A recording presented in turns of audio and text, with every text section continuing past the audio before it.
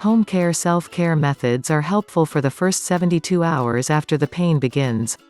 If the pain doesn't improve after 72 hours of home treatment, you should call your doctor. Stop your normal physical activities for a couple of days and apply ice to your lower back. Doctors generally recommend using ice for the first 48 to 72 hours, then switching to heat. Alternate ice and heat to relax muscles. The RICE protocol, rest, ice, compression, and elevation, is recommended within the first 48 hours. Take over-the-counter pain medication, such as ibuprofen Advil, Motrin IB or acetaminophen Tylenol to relieve pain. Sometimes lying on your back causes more discomfort.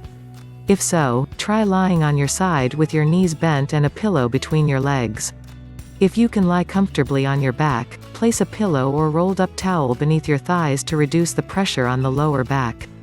A warm bath or a massage can often relax stiff and knotted muscles in the back.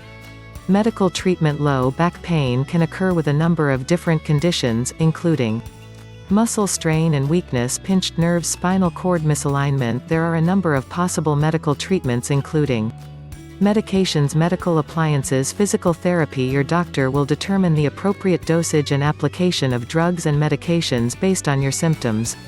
Some medications your doctor may prescribe include muscle relaxants, nonsteroidal anti-inflammatory drugs, NSAIDs, narcotic drugs such as codeine for pain relief, steroids to reduce inflammation, corticosteroid injections. Your doctor may also prescribe physical therapy, including massage, stretching, strengthening exercises, back and spinal manipulation. Surgery. For severe cases, surgery may be necessary.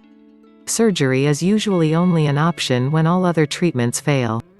However, if there's loss of bowel or bladder control, or a progressive neurological loss, surgery becomes an emergency option.